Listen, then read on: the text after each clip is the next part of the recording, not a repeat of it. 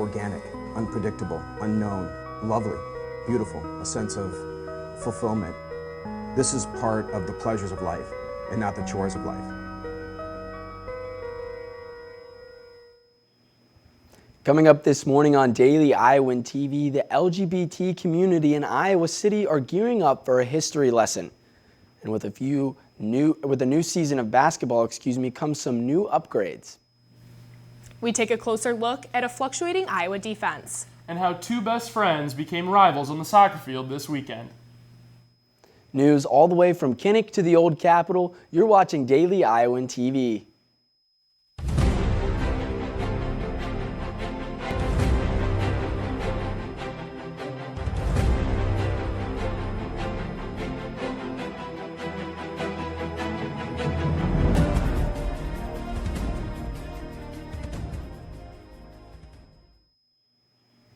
Welcome and thank you for joining us for our live Tuesday newscast. I'm Andrew Roberts. Pride is a concept that is celebrated throughout the University of Iowa. This week, one minority group celebrates its history and culture while inviting the entire Iowa City community along for the ride. Daily Iowan TV's Chris Cervantes reports with more. October is an important month for many students on the university campus. Why? Because it is LGBT History Month. And now, for the first time ever, the University of Iowa is implementing a special week to celebrate diversity and educate the student body. Yesterday marked the beginning of the sanctioned LGBT History Week, and certain students couldn't be happier. Despite the various activities, it is important to note that this week is not all fun and games. It's about educating people about a rich history they are not aware of. The LGBTQ community is a minority, and sometimes I feel that it's not completely seen as that. It's just like, oh, they're there.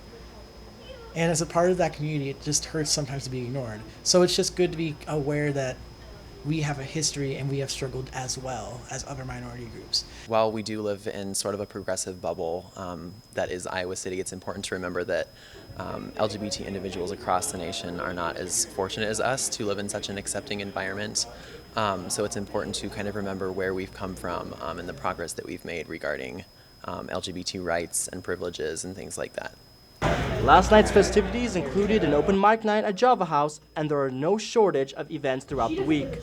Reporting from downtown Iowa City, this is Chris Cervantes, Daily Iowan TV. The university is always concerned for student safety, and there is a group on campus that makes sure it's a safe, judgment-free zone. The No Shame Theater program is a place where any student can perform and have freedom of self-expression without feeling judged. President of the No Shame Theater program, Zach Steele, says, quote, "We allow people of all backgrounds to come and present anything they can imagine. This gives us almost full autonomy for self-expression," end quote. No Shame Theater had their first performance last week, but will now hold shows every Friday in room 172 at the UI Theater Building. Iowa City schools are offering locally grown healthy food options. Following the passing of the Healthy, Hunger-Free Kids Act in 2010, schools around the country have been making healthier options available for kids. Iowa City school districts have taken this one step further by utilizing foods from local farms, such as Iowa Choice Harvest in Marshalltown. One benefit of the farm-to-school offerings is that many of the items, including fresh fruit, are often donated. However, even if the school is paying for the options, there is still support for the initiative. Iowa City schools are hoping to keep providing farm fresh options, even in the upcoming winter months. Well, the sun was pretty warm yesterday, making the October air feel a little bit more like August. Let's hear from weatherman Ryan Scott to see if this summer feeling will stay. Ryan? That's very true, Andrew. The leaves may be falling, but our temperatures not so much. This morning, we're seeing temperatures around 60 degrees, and it'll only get warmer from there. Our afternoon high will be in the high 60s to low 70s. Later on tonight, our high will drop down to the mid 50s, and tomorrow morning, we'll see temperatures in the mid to low 50s. Now let's take a look at our 6-day forecast. Wednesday will be the warmest day of the week with a high in the upper 60s with partly cloudy skies. Thursday, our highest temperature will drop to the upper 50s, and it looks like we can expect rain in the morning, so make sure you got your umbrella on hand if you have any classes this morning. Friday, our high will be in the upper 50s with partly cloudy skies. Saturday, we'll see clear skies and a high in the mid 60s, perfect weather for the Hawks to take on Wisconsin. And we'll kick off next week with sunny skies and highs in the upper 60s. That's all we've got here in the weather studio. Andrew, back to you. As the days begin to get chillier, the Iowa City Farmers Market is ending its summer session and settling into the winter. Despite this transition into a less popular business time slot, the seasonal goods and treats are enough to keep its patrons happy and entertained, no matter what age. I like it because they have some pretty good samples. I like the donuts that they have here, and Do you think it's fun? yeah, I love it. Basically like the samples. I like all the fresh baked produce like the donuts or the drinks. That's basically, I like that part, and the music's pretty good too. Basketball season is coming up, and with some new faces on the court, what better way to see them than with additions to the new Carver Stadium. We have John and Mary Kate standing by in the sports studio. Guys, what can you tell us about Carver?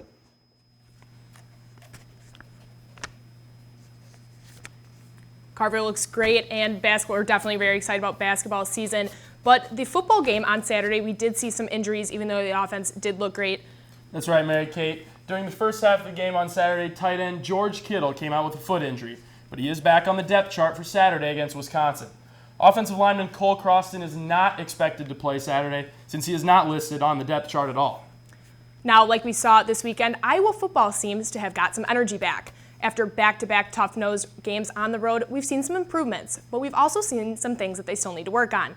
Taylor Brooks is our continuing coverage of Iowa's defense from their win at Purdue. There was nowhere to go for Purdue's rush on Saturday as Iowa's forefront held the Boilermakers to only 46 rushing yards. Like I've said before, it was just us really just doing our jobs. Getting our proper run fits in, just causing pressures. On the other side of the ball, another good week of run defense, and we've been struggling there for quite a while, basically all season. And the last week I thought we brought up and played a little bit better in that area and did it again today. To Coach Ferentz, a good defense has to stop the rush, just like his team did. To me, again, that's just personal preference, but to be a good defensive team, you got to be able to stop the run. So we did a little better job there again.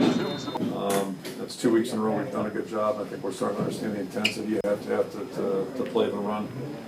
We're hardly the finished product, but at least we're moving in the right direction. The rush defense was as good as it could have been, but something that was not so good was Iowa's pass coverage. They gave up 458 yards to David Plow and his offense. Just a miscommunication in the back end, just giving up a big play. That's the things that we kind of want to eliminate throughout each week. So, like I said, we're going to watch film and correct it. Passing yards, I'm not happy about that at all. None of us are, but hopefully we can correct some things and clean some of that up. All 4 of Purdue's touchdowns were long passes by Blau, but there was also one that was intercepted by the reigning Jim Thorpe winner himself. We felt like they started taking shots, so we want to eliminate the shots from their offense, and they tried to take another shot, and there it was. It feels really good to get first interception this year and a touchdown as well. The defense has had back-to-back games where they have dominated, something that will need to stay true as top teams Wisconsin and Michigan come to town in the following weeks. Reporting from Ross-Ade Stadium, this has been Taylor Brooks for Daily Iowan TV Sports. As I did mention earlier, we are only about 3 weeks away from Iowa basketball season, and Carver is definitely looking fantastic. Our reporter, John Lefevre, has more. You won't notice much difference in the outside appearance of the 33-year-old structure compared to the end of basketball season last March. But if you make your way inside, it's difficult to ignore the brand new elephant in the room, or rather, hanging above it. Recent upgrades, including 4 massive center-hung HD screens and brand new lighting and sound systems, are set to rocket Iowa athletics into the future when competing in the new and improved arena. Ask a UI Athletic Department employee and they'll tell you Carver's newest facelift is both a testament to advances in technology as well as a sign of the times in collegiate athletics. As a part of the Big Ten, you're constantly trying to lead the way with new innovative ideas and concepts, and if you're not progressing, then you're kind of declining in our industry. With competition everywhere for fan attendance and attention, it's hoped that these new changes will make Carver the place to be. How is that fan experience a spectacle? How is it worth it getting off my couch and getting something that I can't get by sitting at home? For as much as people love consuming sports from the comfort of their living room, it's probably safe to say that this indeed isn't something you can get sitting at home. The Iowa volleyball program has been the first to play actual games in the newly renovated arena, and though fairly limited at this point, initial feedback has been quite encouraging. Other just anecdotally, talking to fans, and all the reaction has been wow. Even with the early rave reviews, anticipation is highest for the start of basketball season next month, when over 15,000 fans will file through these doors and experience the new Carver environment together for the first time. Tanner Lefevre, Daily Iowan TV. Iowa women's volleyball and field hockey were also on the road this weekend, but they weren't quite as successful. The volleyball team beat Maryland 3-0 on Friday, but ended up falling to Ohio State on Saturday. As for field hockey, they did leave Illinois with a 2-1 win over Northwestern, but lost to Michigan 2-1 on Sunday. The Iowa women's soccer team faced Northwestern last Thursday, and junior midfielder Carly Stunkel had the opportunity to run into an old friend. Liv Corbett has more. For most, the game against Northwestern is just another Big Ten competition. But for junior Carly Stunkel, it's just a little bit more. Here at the Iowa Soccer Complex, Stunkel is able to face not only former teammate, but good friend Hannah Davison, a key defender for the Wildcats. Even when we played together on the same team at practices and during games, there's always a very competitive nature between both of us, and we push each other to get better when we're on the club team, and so the same as when we're out here, we're very intense, just want to get after each other and want bragging rights. It's really competitive. She's a really strong player, probably one of their strongest players, and I knew that going into it, so having that knowledge, it was definitely tough seeing her out there and not having her behind me. After 6 years of playing with each other on Eclipse, distance has nothing on them. Even while competing against one another, the two can't help but respect and acknowledge their friendly competitor. She's an incredible soccer player. She's very creative.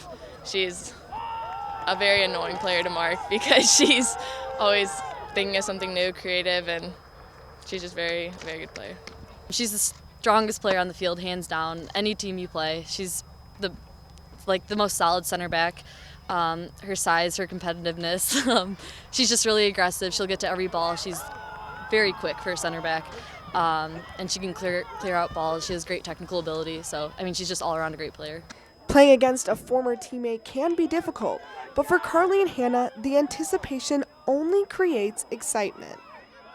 It's so much fun. This is one of the games that I look forward to every season, and it's fun. We have to be serious on the field, but when we see each other and we interact in the box and we have to mark each other, it's always a good time. It makes it more fun. I look forward to it more actually because seeing her out there, it's familiar to me, so it makes the game more enjoyable. Although the Wildcats came away with a win, Stunkel couldn't fight the urge to say goodbye to Hannah one last time before they meet again next season. Reporting at the Iowa Soccer Complex, this has been Olivia Corbett with Daily Iowan TV Sports. With Carly being a senior next year, it will be interesting to see the friends playing each other for the last time. Yeah, that'll definitely be an exciting and emotional game for the girls. Tune in tomorrow for our weekly football and volleyball updates. Andrew, back to you. Officials at the UI are stressing the importance of self-defense preparedness for men on campus. However, this is not a topic that is brought up as commonly. The UI Department of Public Safety holds self-defense classes for both men and women, but Alton Poole, crime prevention specialist, claims men haven't signed up in the past because of societal stereotypes on campus. Researchers show 1 in 15 men on a college campus will experience some form of sexual assault. For information about rape aggression defense for men, visit www.rad-systems.com/rad_men.html. Well, that will do it for us here on Daily Iowan TV. Be sure to check out our website if you want to catch up on any of the latest news. And also be sure to pick up a copy of today's paper for everything within news and sports coverage in Iowa City. Thanks for watching this morning, and we'll see you right back here tomorrow at 8:30.